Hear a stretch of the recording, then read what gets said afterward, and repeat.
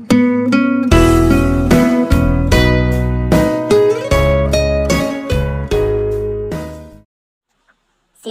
from the word Sinugba and Kinilaw, no? So if you are craving for sinuglaw, then try this Simplicious recipe.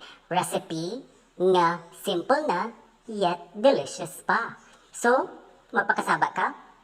Welcome to my vlog, Kusinerong Attitude. So this recipe is for occasions such as birthday baka haron, or fiesta baka ha, or bisag unsa nga occasion. Pwede sad ka nang magpundok-pundok mo sa imuhang barkada, although observe lang tag mga social distancing. So lain sad kayo no kung kaon ra sa imong adtoon, no? So mas mayo nang mo pledge ka pa nagsaog sinuglaw aron di sad ka maulaw. So here are the ingredients: pork belly, onions and garlic, soy sauce, seasonings, limoncito, cucumber, luya, and suka. So any kind of suka lang, no, inig-marinate nato. So suka nga paasa baka ha, or suka nga mabudhion, suka nga may lang sa sugod, or suka nga way label, di ba?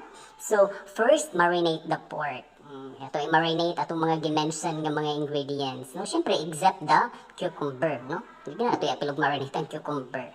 So karon, I'm practicing provincial nga kinabuhi mo na nga magsugbagid ta, no? Gamit ang uling, no? Naara ko sa likod sa balay. So since di man ko matawag nga Boy Scout, so ang hitabo is struggle ko sa paghaling, no, aning orasa. Gamit ako glukay.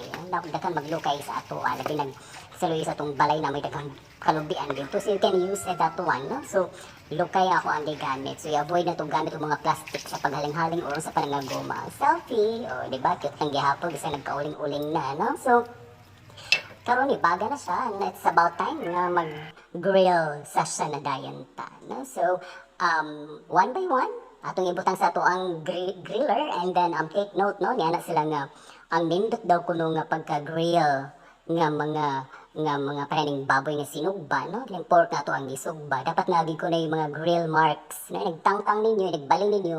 Dapat ko na ako yung baglis-baglis mo ako na perfect nga pagka-grill.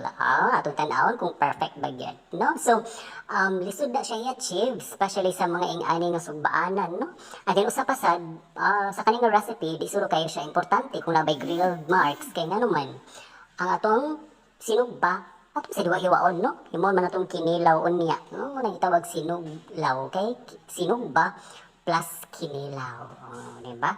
So lagsyuhan kaayo ta. So katong iyang marinade gamit gani ha. Diba cute kaayo, no? Nagsilik-silik pa. Wow! Kung saan pa pamangkin, wow! Diba? So ingana siya kalamik dapat ay imuhang sinugba, dapat mas lamik pa nimo. So ato lang hiwa-hiwaon. So kanina ay, by the way, nag-struggle dahil ko ani kay ang pagtadtad manggod sa pork kay crispy magud kaayo siya ang skin, no? Ang yang skin ba crispy kaayo pagkasugba. So nag-struggle ko muna ako na siya gipang tadtad gid ta, plus init pa gid kaayo, no? So dinukdukay gid to the maximum level gid kay pati magid ang pagka-crispy, no? Murag ko kahoy kay kagumkum kaayo ang pagkasugba nako sa pork. But in ana sad ang inyong na-experience, no? Magsugbagay ta, dapat achieve gid kaayo, diba? So I'm preparing now, no? Para sa to ang sinuglaw. Hiwa niya, after na maghiwa aning tanan, then the rest of the ingredients ato na sad i-prepare.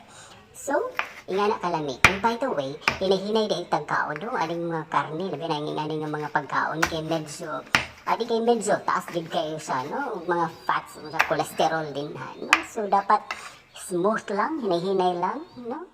Ito ang pagkaon og mga karne. So by the way, I'm using now the cucumber, and then nakalimot ko palit sa market o cucumber, dapat uta green unta kayo ang paliton. So ang kani siya nga cucumber na stock nanda sa mga refrigerator, nakalimot og papalit. Muna nga medyo yellowish na siya, but still pwede pa magyapon sa kaonon. So I suggest nga if in case mo gamit mo cucumber katog yung green, katog yung mas bata, no? Mas nindot ang younger version gid sa cucumber, no? So muna siya, guys, and that's it. No, this is Kusinerong Attitude. Don't forget to like, share, and subscribe my channel, and comment down below kung unsang recipe ang gusto ninyo nga akong lutuon next time. Bye-bye!